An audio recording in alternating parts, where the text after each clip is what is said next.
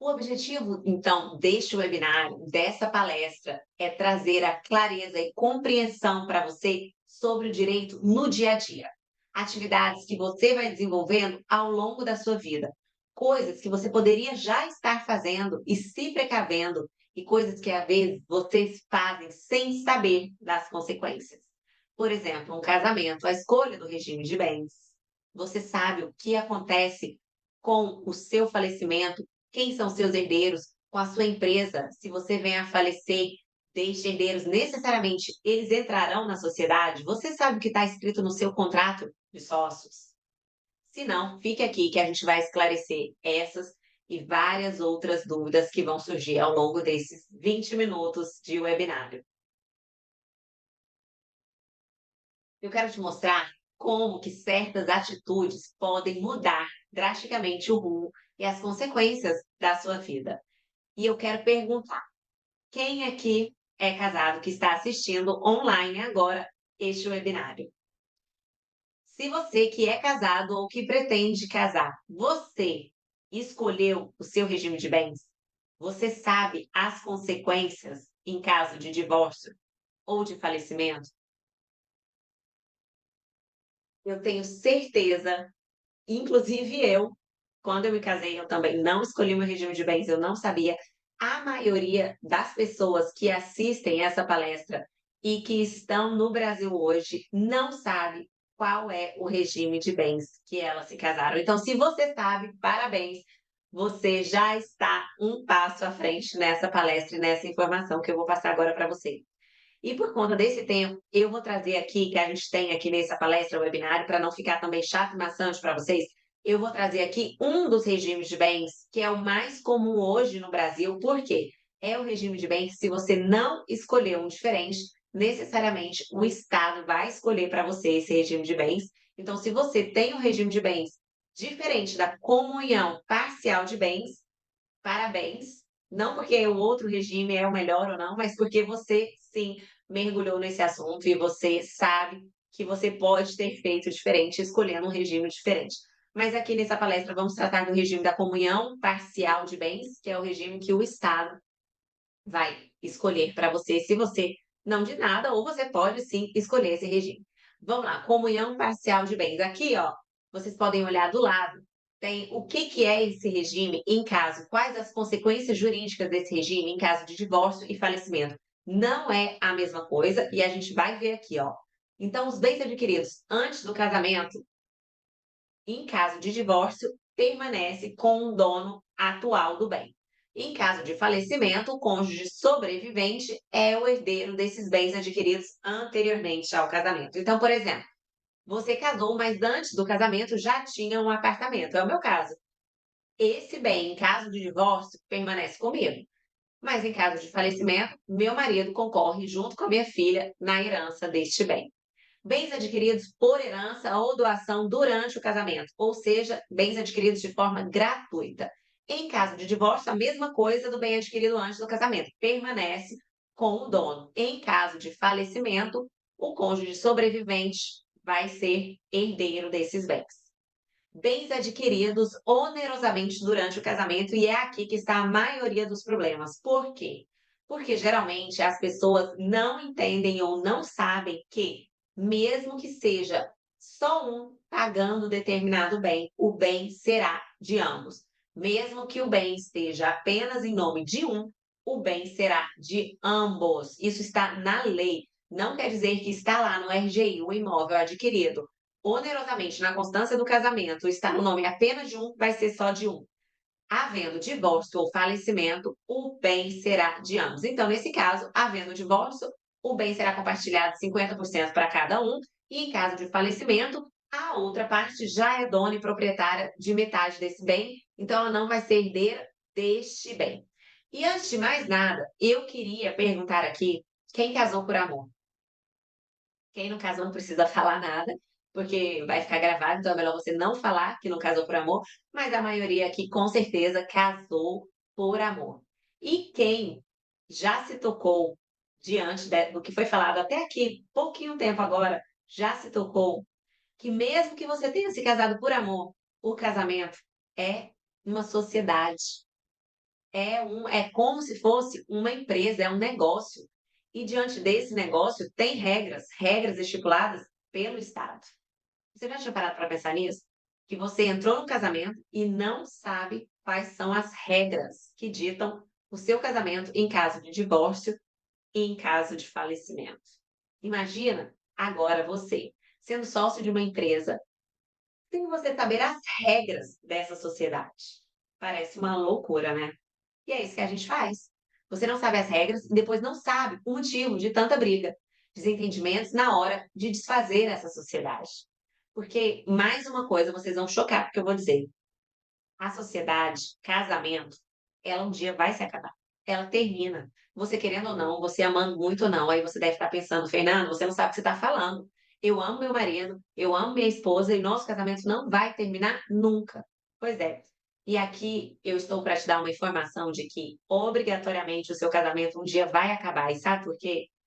Porque ou você vai se divorciar, e espero que esse não seja o seu caso, ou um dos dois vai falecer primeiro. E com o falecimento, o casamento também acaba.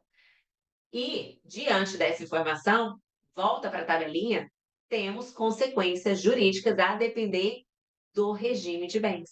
Então, quem ficou aí espantado ao saber que o casamento vai acabar, que o casamento é uma sociedade, que você sim precisa saber as regras do seu casamento? Na verdade, todos nós já sabemos disso.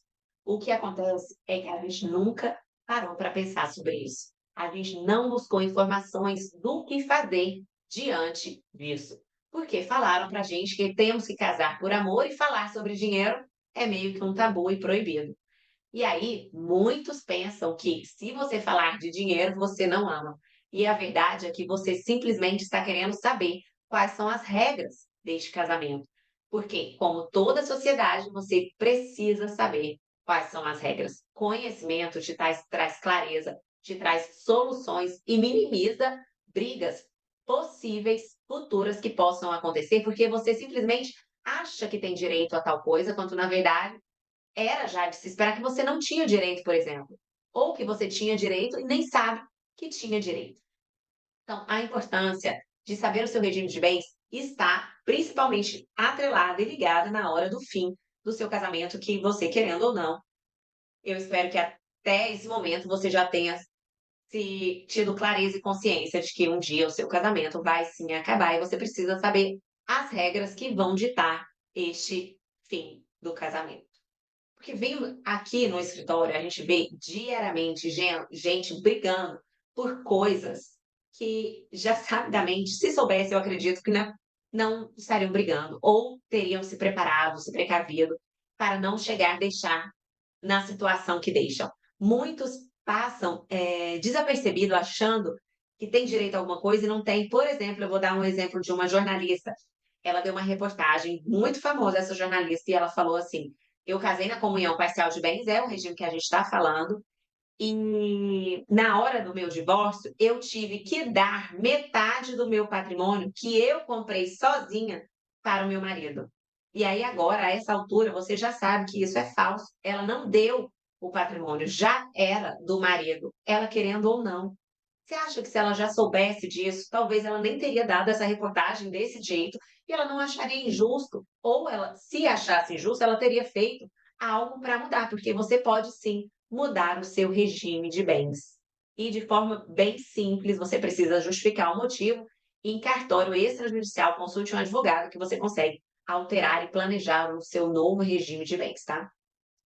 Então aqui a gente tem mais várias outras questões ligadas a regime de bens e o que a gente consegue extrair desse regime da comunhão parcial de bens.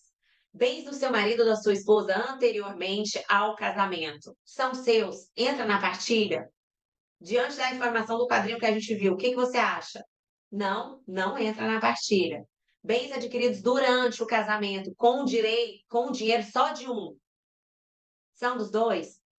Sim, bens adquiridos, mesmo que seja, você está pagando lá, só você pagando financiamento imobiliário, mas você casou pelo regime da comunhão parcial de bens, o apartamento é dos dois. Imóvel financiado e pago só por um, é dos dois? É dos dois. Então, sabendo disso, você pode se precaver ou fazer diferente, tá? Que é isso que vocês escolheram no passado. Agora eu tenho uma pergunta: não casar oficialmente, viver junto, como se fosse uma família, mas não registrar em cartório, o que que você acha? Que gera consequências ou não? Eu atendi uma pessoa, eu acho que tem uma semana e pouco, um senhor, e ele mora junto com uma pessoa há mais de 20 anos. E ele, na cabeça dele, por ele nunca ter formalizado a relação, eles não casaram, eles não têm pacto antinupcial, eles não formalizaram, ele achava que não tinha consequência nenhuma. Ele simplesmente achava que estava num namoro que podia terminar sem nenhuma consequência. Ele ficou bem impressionado ao descobrir que ele está não formalizado, é como se ele tivesse casado no regime da comunhão parcial de bens, vivendo em união estável.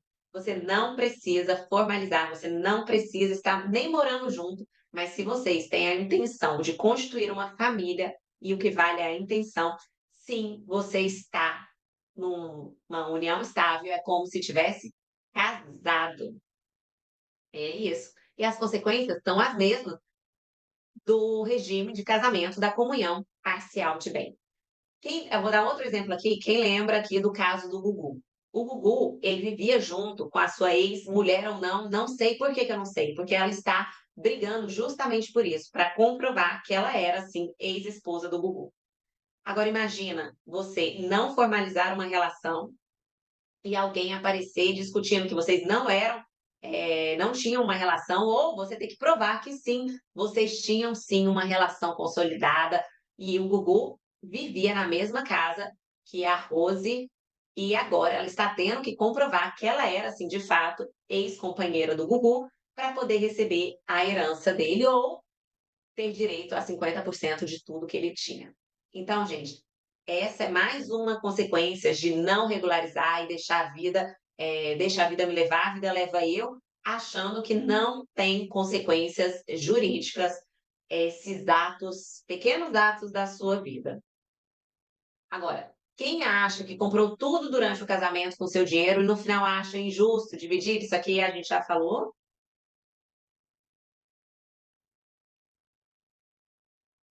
Outra dúvida bem comum que surge: quando o fim do casamento é pelo divórcio, não pelo falecimento, mas pelo divórcio, você tem filhos em comum com o seu ex e o seu ex casa novamente. Como fica a herança do seu filho ou dos seus filhos, se vocês tiverem mais de um filho, em comum?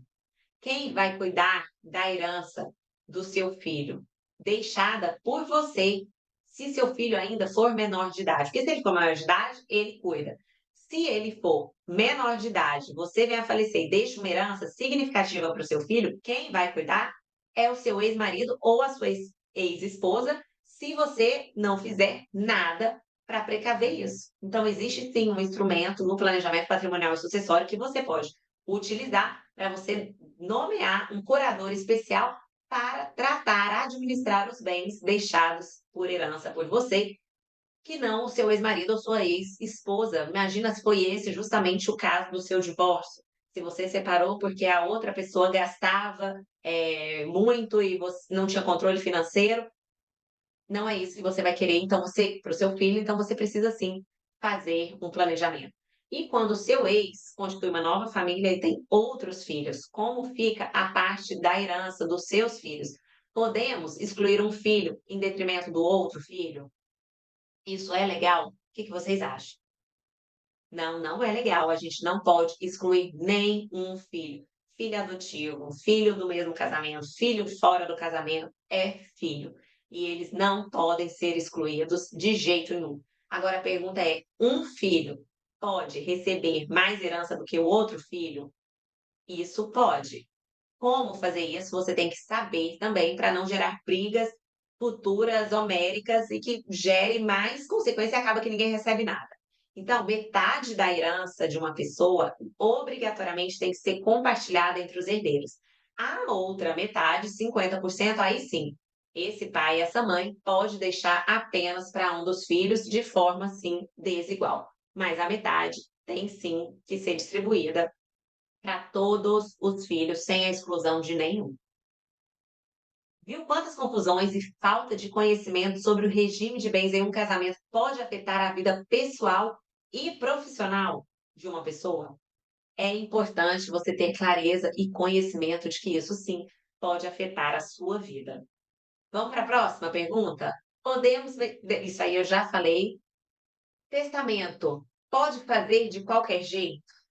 Que você acha? Então tá, Fernanda, você falou sobre planejamento patrimonial sucessório. Existem alguns meios de se fazerem um planejamento: holding, testamento, doação, compra e venda. Você acha, apesar de testamento, doação, compra e venda não precisar de um advogado? O caso do Gugu, por exemplo, ele fez um testamento. Até hoje, desde a morte do Gugu, está em discussão a questão do testamento. Marcos Paulo deixou 2 testamentos. Por ser contraditório um do outro, um ele dava herança para ex-esposa, outro ele retirava a herança da ex-esposa, enfim, fez testamento, um planejamento mal feito. Durou 9 anos o inventário do Marcos Paulo. Então, testamento não pode ser feito de qualquer jeito, então é importante você procurar um especialista, porque senão o seu planejamento pode sair pela culatra e pode ficar pior ainda. O que aconteceu em um caso aqui no escritório, um avô fez uma doação por testamento daquele 50% para um neto de uma casa de praia em Búzios, que estava já, sem eles irem, já estava apodrecendo praticamente a casa, porque ninguém utilizava, mas ele deixou para o neto essa casa. E aí, o inventário já tem 3 anos e ainda estão tentando vender essa casa, porque ela só dá prejuízo e por agora ela está em nome do menor, quem tem que autorizar a venda dessa casa é o juiz. Imagina só, você, era dono da casa, você doa ela para um menor de idade e quem decide o que vai ser feito ou não com essa casa é um juiz. Ele que está cheio de outros processos, cheio de outras coisas, vai decidir se a sua casa pode ou não ser vendida. Enquanto isso, ó, você está perdendo dinheiro. Viu como é complexo e como pequenos detalhes podem afetar tudo e botar tudo a perder se você não souber lidar com cada caso? São tantas as situações que eu sei que você não consegue imaginar todas para se precaver. Por isso, a importância de um planejamento patrimonial e sucessório, e é para isso que o planejamento serve. É para alguém olhar de cima e ver todo o contexto e dizer: você pode fazer algo aqui, aqui e aqui para melhorar o futuro e o presente da sua família e da sua empresa. Com planejamento patrimonial e sucessório, você organiza o seu patrimônio, você protege o seu patrimônio de futuras dívidas, você garante economia tributária quando possível e ainda por cima evita brigas e talvez até um possível inventário no futuro. Então é importante você se atentar para isso, procurar um especialista, fique atento porque quando a gente está com quebrou a perna, você não vai no cardiologista, você vai no ortopedista, a mesma coisa aqui. Você tem que procurar um especialista em planejamento patrimonial e sucessório que consegue olhar lá de cima e ver todas essas questões, tanto familiares quanto empresariais, tributárias, para aí sim achar a melhor solução possível para o seu caso. A importância de consultar um advogado para quando você for fazer grandes negócios na sua vida. E o que seriam esses grandes negócios?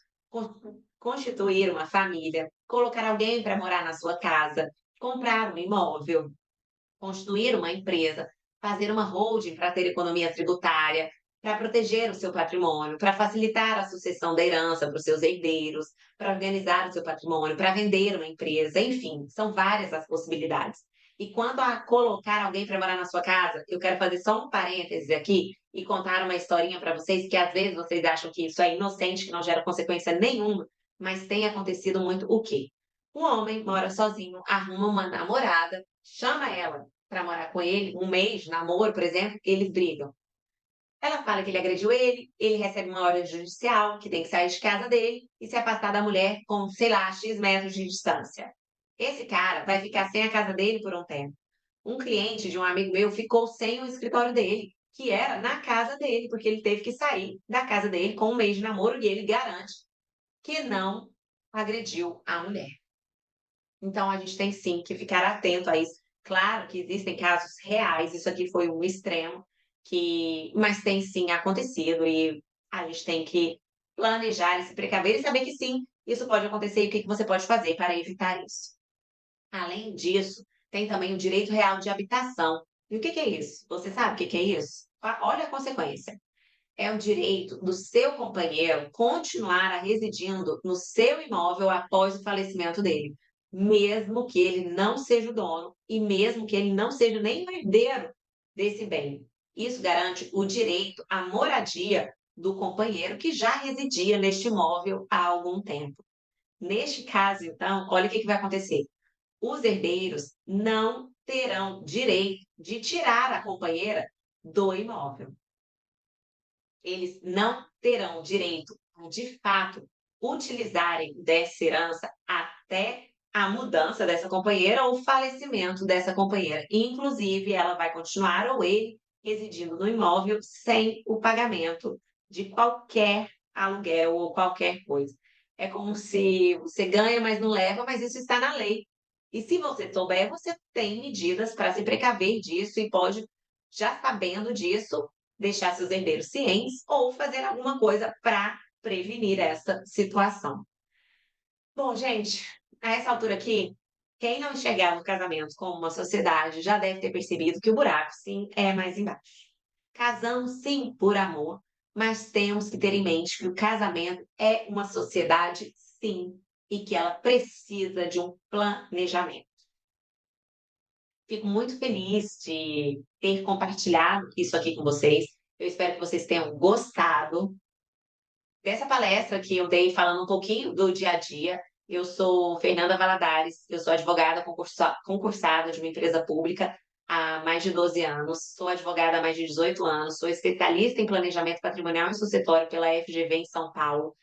E qualquer dúvida pode deixar aqui um comentário que você gostaria de saber. E eu sei que são vários os casos, às vezes você não consegue nem imaginar qual tipo de problema, às vezes você nem sabia sobre esse direito real de habitação. Então, se você quiser alguma ajuda com planejamento patrimonial e sucessório, deixe aqui seu comentário, marque uma reunião e a gente fala mais sobre isso.